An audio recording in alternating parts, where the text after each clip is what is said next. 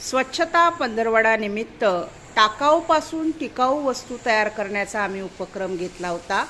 त्यामध्ये या विद्यार्थीनं टाकाऊ पुठ्ठ्यांपासून सुंदर घर तयार केलेलं आहे। हिनं सुद्धा टाकाऊ पुठ्ठ्यांना छान रंगकाम करून सुंदर घर तयार केलंय। टाकाऊ पुठ्ठ्यापासून पुन्हा एकदा सुंदर घर आणि आपला घरामध्ये जो कापूस असतो तो कापूस छान कलात्मकरित्या चिटकून वॉलपीस तयार केलेला आहे।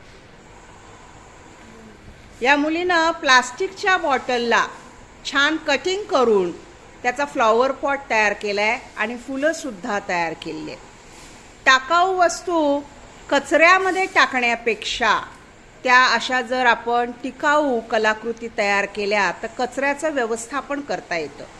इथे या मुलीने कागदी वस्तूंचं छान एक हँगिंग तयार केलेलं आहे।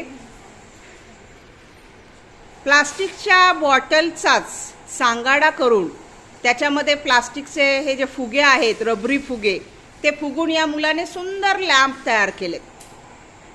विद्यार्थ्यांची कल्पकता आणि सृजनशीलता या उपक्रमातून दिसून आली आणि या विद्यार्थ्यांना प्लास्टिकच्या पिशव्यांचे फुलं तयार केलेत आणि प्लास्टिकच्याच बॉटलचे एक छान फ्लॉवर पॉट तयार केलंय। अशा पद्धतीनं टाकाऊतून टिकाऊ वस्तू तयार करणे या उपक्रमातून विद्यार्थ्यांनी कचऱ्याचं व्यवस्थापन कसं करावं आणि आपल्या अंगी असलेली सृजनशीलता योग्य कामी कशी लावावी हे दाखवून दिलं। धन्यवाद।